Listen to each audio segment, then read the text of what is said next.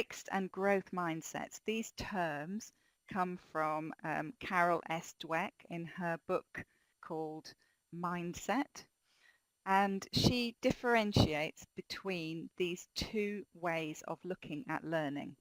So if you have a fixed mindset, you believe that intelligence is static. In other words, that the intelligence you have stays the same, right? And it can't grow in any way. If you have a growth mindset, you believe that intelligence can be developed and that if you work at it, you can become better at things. That how can we actually shift their perception? Right? That's the major question, isn't it? Okay. So I think there are several things to think about. First of all, this is very important, trial and error. So what does that actually mean in terms of what we do in the classroom? Well, okay, first of all, I think repetition. Right. Scott Thornbury on his excellent blog, The A to Z of ELT, has a post called R for repetition. And he says, when learners repeat a task, even a relatively long time after its first performance, gains have been shown in both fluency and linguistic complexity.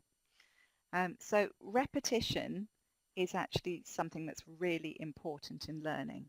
And yet very often, I think both teachers and students tend to kind of avoid repeating things because there's this feeling that it might be demotivating or it might be boring to repeat something.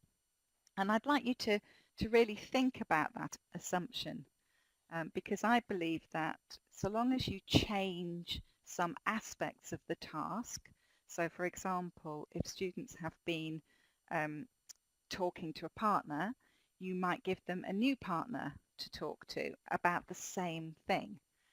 So that would change some aspect of the task so it wasn't boring for them. But the second time that they do the task, I can pretty much guarantee that it will be much better. As Scott Thornbury says, both more fluent and linguistically more complex. Is every student in the class really participating? Now, we tend to assume that they are, but actually it's often just the same few students who are offering ideas or answering questions. So one thing I would recommend is to actually objectively analyze the interaction in your class. So you might get somebody, a colleague, for example, to come in and observe you and actually note down which students are participating when.